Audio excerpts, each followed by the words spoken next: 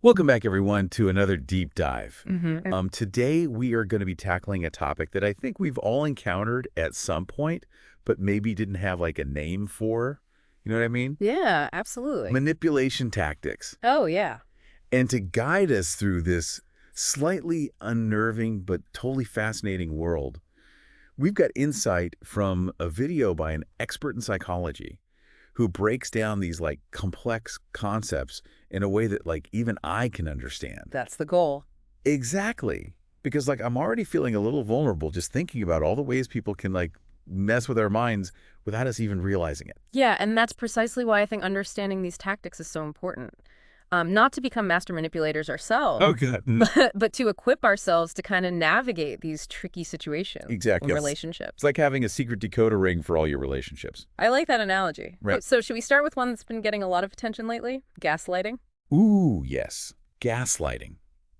This one feels particularly insidious because it messes with your sense of reality. Like you literally start to doubt what you believe to be true.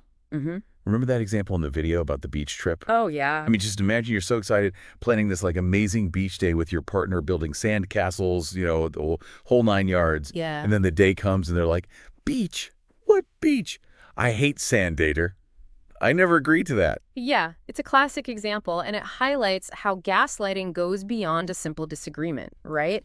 It's this deliberate attempt to undermine someone's perception of reality, making them question their memory, their sanity, even their grip on, like, what is true. It's like that feeling when you're arguing with someone and you're like, am I going crazy? Did I just make that whole thing up? It's so disorienting. And the really scary thing about gaslighting is it often starts so subtly, right? It's Yeah. not always those big dramatic denials. It can be small, seemingly insignificant comments, but over time, they chip away at your confidence. So it's not just outright lies. It's like this constant drip of doubt and confusion, Yeah. making you rely on the manipulator for validation because you started to question like your own perception. Exactly. And that's what makes gaslighting so damaging to a person's self-esteem, right? It leaves you feeling constantly off balance, second-guessing yourself, Yeah. and ultimately more vulnerable to the manipulator's control.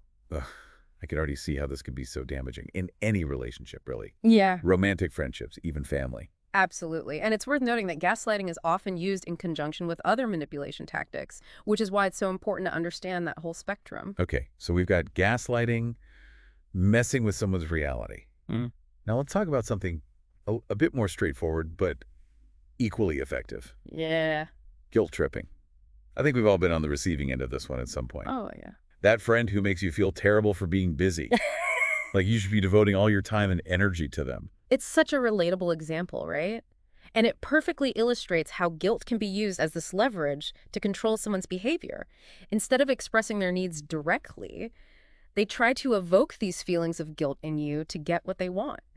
It's like they're handing you this heavy bag and saying, here, carry this guilt for me. That's a powerful image. Right. It really captures the essence of guilt tripping. And you know why it often works? Why? Because as humans, we're naturally empathetic. Mm-hmm. We don't want to see others suffer, and we feel a sense of responsibility, especially if we think we've caused someone pain. Right.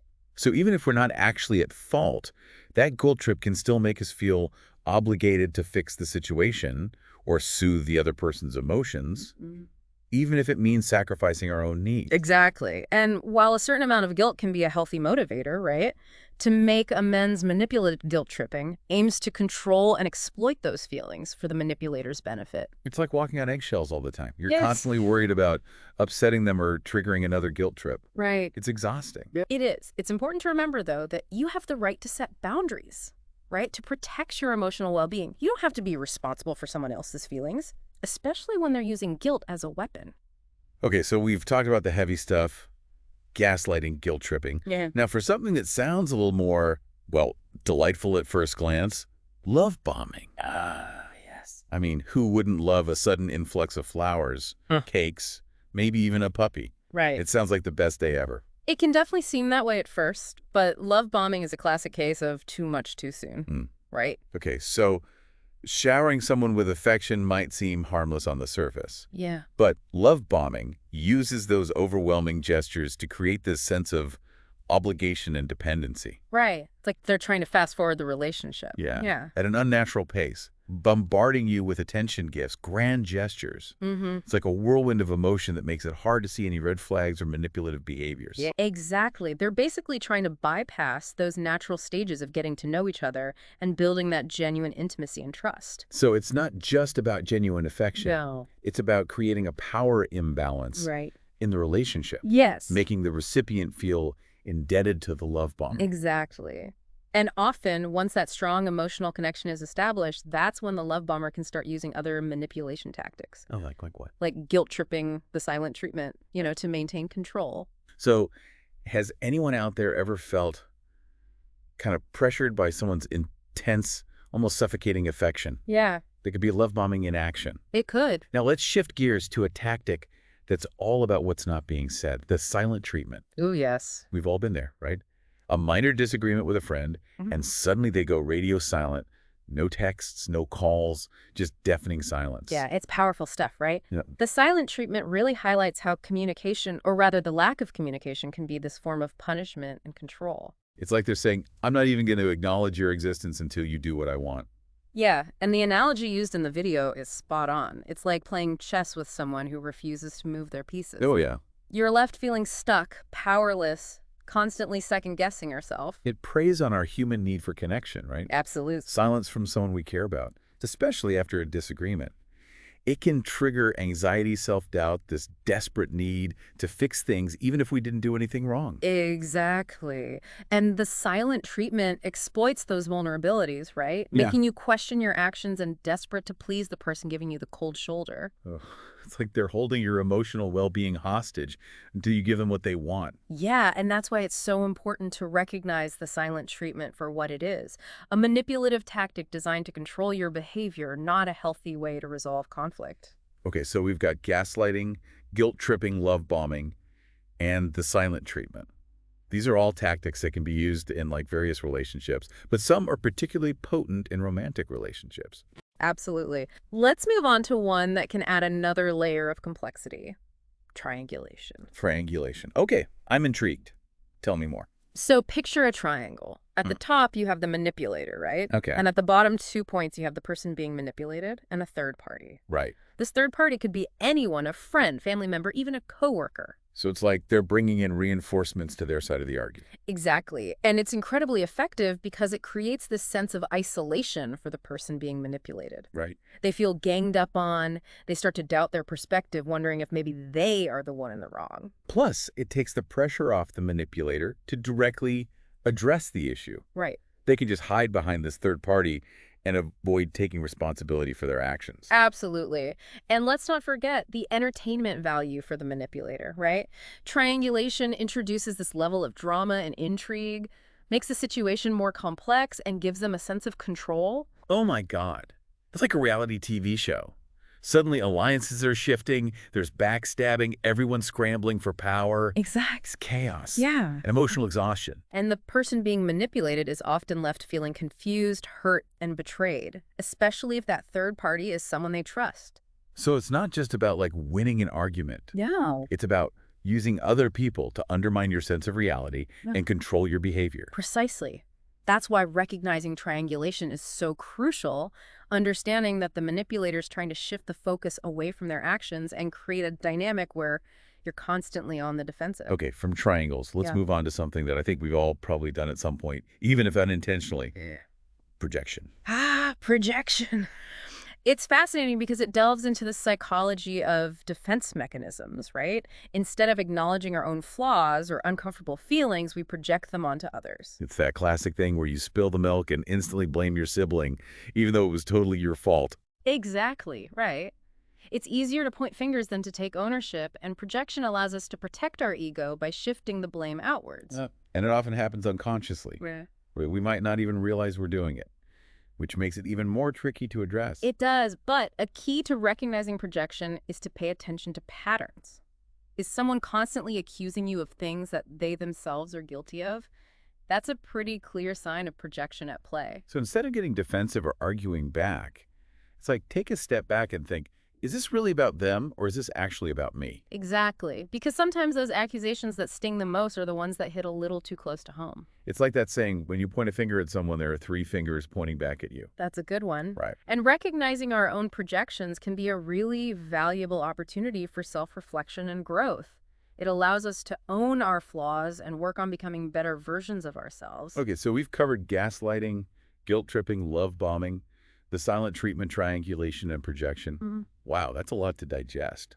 It is. We've only just scratched the surface of the many tactics that fall under the umbrella of manipulation. Which makes me wonder, are there any common threads that connect all these tactics? Like, what are the underlying motivations of someone who uses manipulation? That's a great question, and it's something we're going to explore further in the next part of our deep dive. We'll really dig into the psychology of manipulators, examining their motivations, their tactics, the impact they have on their victims. So stay tuned for more. And remember, the more you know about manipulation, the better equipped you are to protect yourself and build those healthy, fulfilling relationships. Couldn't agree more. Right, see you in part 2. See you then. Welcome back to our deep dive into manipulation tactics. Before we left off, we were talking about those common threads that connect these tactics and the motivations behind them. Yeah, because understanding the why behind manipulation can be just as important as recognizing the tactics themselves. Absolutely. So let's delve a little deeper into the psychology of manipulators. What makes them tick? What are their goals? And what are some of those warning signs that someone might be prone to manipulation? Okay, so first things first. Are all manipulators created equal? Or is there like a spectrum of manipulation from those who do it unconsciously to those who are intentionally malicious? That's a great question. And it's really important to remember that manipulation does exist on a spectrum, right? Not everyone who uses these tactics is like a master manipulator with this sinister agenda. So someone could be using guilt trips or the silent treatment without even realizing they're being manipulative. Exactly. Sometimes these tactics are learned behaviors, picked up from childhood experiences or modeled by people in their lives. They might not even be aware of the impact their actions have on others. So it's like they're operating on autopilot, using these tactics as a way to get their needs met without realizing that there are healthier, more respectful ways to communicate. Precisely. But on the other end of the spectrum, you have those who are intentionally and consciously manipulative. They understand the power of these tactics, and they use them to control, exploit, and gain an advantage over others. Yeah, those are the ones that really send chills down my spine. The ones who are always playing mind games and just leave you feeling emotionally drained and confused. Right. And those are the ones we need to be particularly wary of because their manipulation is often more calculated and insidious. So what are some of the common traits or motivations that might signal someone is prone to manipulation? Well, one common trait is a lack of empathy. They have difficulty understanding or caring about the feelings of others, which makes it easier for them to use manipulation without feeling guilty or remorseful. Yeah, that makes sense. If you don't care about how your actions are impacting other people, Yeah. it's much easier to justify using manipulation to get what you want. Exactly. Another red flag is a need for control. Manipulators often have a very strong desire to be in charge, to dictate the terms of the relationship, and to make sure that things go their way. So they might use manipulation as a way to assert their dominance and keep the other person off balance, feeling insecure. Precisely. And that's why it's so important to recognize those early warning signs of manipulation. It's about paying attention to how someone makes you feel, not just what they say. So if you're constantly feeling anxious, walking on eggshells, or second-guessing yourself, that's a red flag that manipulation might be at play. Exactly. It's about trusting your gut instinct. If something feels off, it probably is. Okay, so we've talked about the spectrum of manipulation and some of those common traits of manipulators. Now let's get practical. What are some strategies we can use to actually deal with manipulation when we encounter it? That's the million-dollar question, isn't it? And it's something we're going to explore in much more depth in the next part of our deep dive. We'll delve into specific techniques for responding to manipulation, setting boundaries, and protecting your emotional well-being. So stay tuned, and we'll be right back. Welcome back. Now it's time to arm ourselves with some real-world strategies for dealing with manipulation. That's right. Because it's one thing to understand the theory, but putting that knowledge into practice, that can be a whole other challenge. For sure, especially when you're caught off guard or dealing with someone who's really skilled at pushing those buttons. So let's dive into those practical tips. What are some effective ways to respond to manipulation and like protect ourselves from its harmful effects? Well, first and foremost, trust your gut instinct. Oh, yeah. If something feels off in a relationship or a situation, if someone's words or actions just don't align with your values, or if you consistently feel anxious or drained after interacting with them, Mm. pay attention to those red It's flags. like that little voice inside that's like, something's not right here. Exactly. Don't dismiss those feelings as overreacting or being too sensitive. Often your intuition is picking up on subtle cues that your conscious mind might miss. Okay, so trust your gut. What's next? Ask questions. Okay. When you're feeling manipulated, asking clarifying questions can help expose the manipulator's tactics and bring their hidden agenda to light. So instead of getting swept up in their emotional appeals or guilt trips, you pause and you're like, wait, why are you telling me this? Or what are you hoping to achieve by saying that? Precisely. Questions can disrupt the manipulator's flow and force them to be more transparent about their intentions. It also gives you time to gather your thoughts and respond in a more thoughtful and assertive way. It's like taking back control of the conversation Exactly. instead of letting them dictate the terms. Right. Now, another crucial strategy is setting boundaries. Oh, yeah. Boundaries. Those are essential. Yeah. In any relationship, but especially when dealing with manipulation. Absolutely. It's about defining what behavior is acceptable to you and what you're not willing to tolerate. It's like drawing a line in the sand and saying, this is where my comfort zone ends and I won't allow you to cross it. Exactly. But setting boundaries can be challenging, though, especially if you're dealing with someone who's used to getting their way. It can be, but it's essential for protecting your emotional well-being. When you set boundaries, you're communicating that you respect yourself and that you expect others to treat you with that same respect. So if someone is constantly guilt-tripping you into doing things you don't want to do, you can say, I understand that you're upset, but I'm not comfortable being manipulated. I'm happy to talk about this when you're ready to communicate respectfully. Exactly. And if they continue to disrespect your boundaries, you might need to take further steps to protect yourself, like limiting contact or even ending the relationship. Wow, that sounds so empowering, but also really difficult, Yeah. especially if someone you care about. It can be, but sometimes the most loving thing you can do for both yourself and the other person is to walk away from a toxic dynamic. Okay, so we've talked about trusting our gut, asking questions, setting boundaries. What other strategies do we have in our arsenal? Well, another powerful technique is to simply refuse to engage in the drama. Oh, that's like not feeding the trolls. Exactly. Manipulators thrive on chaos and emotional reactivity. The more you react, the more power you give them. So it's about staying calm, detached, not letting their tactics get into your skin. Precisely.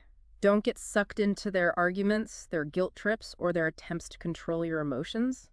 The less you react, the less effective their manipulation becomes. Okay, so stay calm, don't engage in the drama, set those boundaries. Anything else? Don't forget the power of support. Yeah. Dealing with manipulation can be emotionally draining, so it's crucial to have a support system, people you can trust to talk to vent to, and to get some perspective. Absolutely. Whether it's a close friend, a family member, a therapist, or even a support group. Having that safe space to process your experiences and get guidance can make a world of difference. You really can. You don't have to go through this alone. Well, this deep dive has been incredibly insightful. I feel like I have a whole new toolkit for navigating those tricky waters of manipulation. I'm glad to hear that. Remember, knowledge is power. Yeah. The more you understand these tactics, the less likely you are to fall prey to them. And even if we do encounter manipulation in our lives, we now have the strategies and the awareness to respond in a way that protects our well-being and hopefully preserves those relationships. Exactly. And always remember that self-awareness is an ongoing journey. Yeah. The more we understand our own vulnerabilities and patterns, the more resilient we become to manipulation. That's so true. Well, that's all the time we have for today's deep dive. But the conversation doesn't have to end here. We encourage you to continue exploring this topic and to share your thoughts and experiences with others. Absolutely. And remember, awareness is the first step towards creating healthier, more fulfilling relationships. Thanks for joining us, and we'll see you next time for another deep dive. See you then.